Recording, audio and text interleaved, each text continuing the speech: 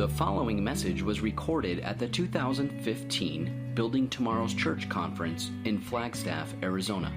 This is The Defense of Our Faith with Dr. James White. Well, it's even loud enough to wake all of us up on a Sunday afternoon. I hope maybe some of you got your Baptist nap. That is a requirement that I'll let Dr. Renahan lecture on this element of it, but there was a tremendous dispute over the inclusion of the Baptist nap in the 1689.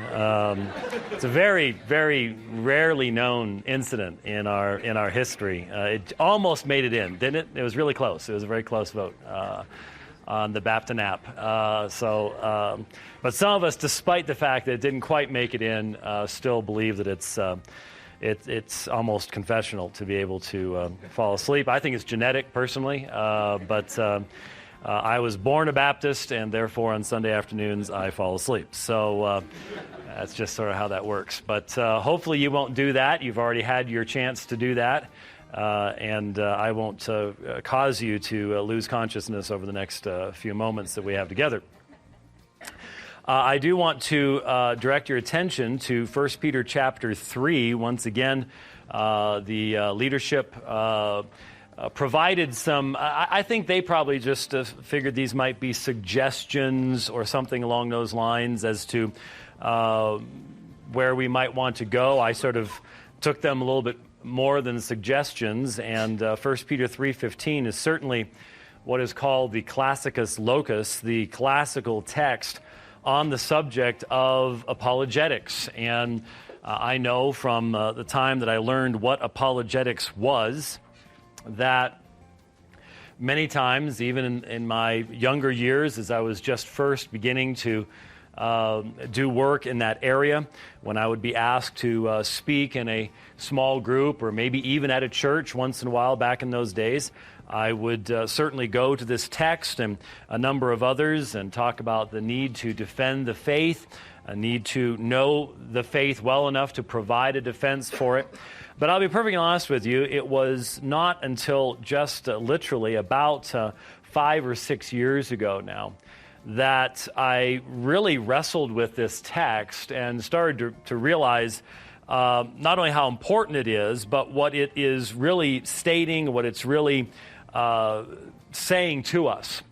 And it does illustrate the fact that there are a lot of texts that we have heard cited so many times that we just hear it, we automatically accept that, and we move on. And sometimes that's dangerous. For example, how many times have you heard someone talking about the I am sayings of Jesus, for example, in the Gospel of John? The I am sayings of Jesus, John 8:24, 8:58, 13:19, and 18:5 through 6 in the Gospel of John.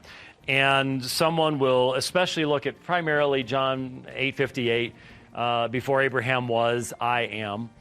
And you'll even find study Bibles, for example. Just in passing, I've never understood the concept of a study Bible. Now, don't get me wrong. Just to give you my cred here, I was not raised as a Reformed Baptist, and the first Bible I read all the way through.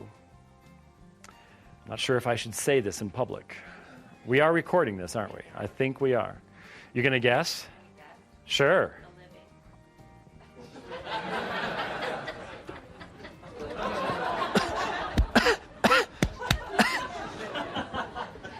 Wow. Let me tell you something. I've been in mosques. I've been in Catholic churches. I've never taken a shot like that. Wow, that's the Living Bible. Now, I said Bible. That was... And I would pretty much say the same thing about the New Living Translation, because it's not a translation, okay? Just so you know, I don't know if anyone has one out there, but don't tell me if you do.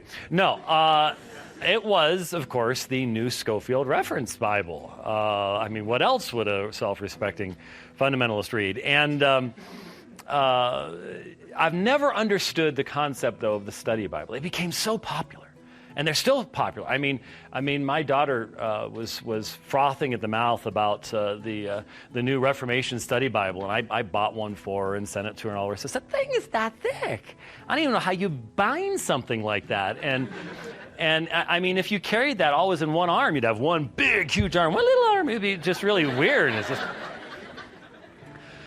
I just sort of figure if you want a commentary, buy a commentary. Just it's a separate volume. You don't have to carry it all the time because you don't always need it. I've never gotten the study Bible thing since it became, especially once you had the left-handed, blue-eyed person study Bible type thing. It just got a little bit excessive for me. But anyway, how did I get on study Bible? So what was the process of that? I'm completely lost.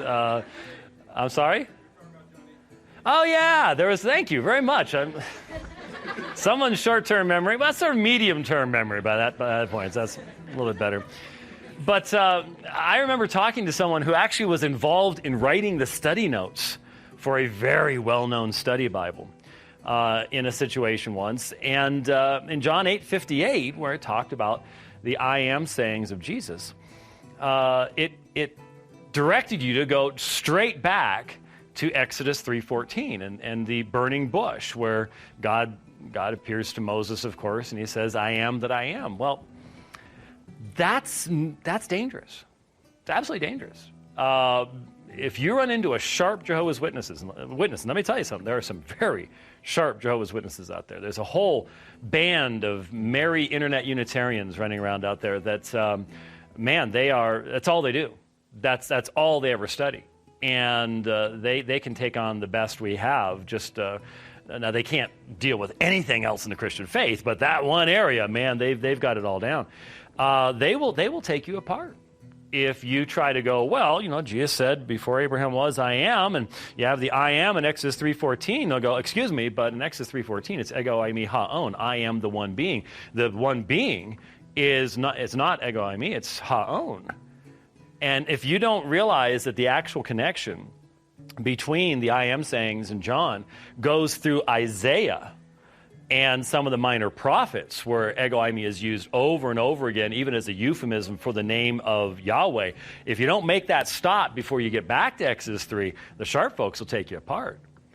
And so I'm illustrating the fact that there are texts, you can just hear them used so many times that we don't really think through them, and it can be dangerous. I was thinking, Brother Renahan was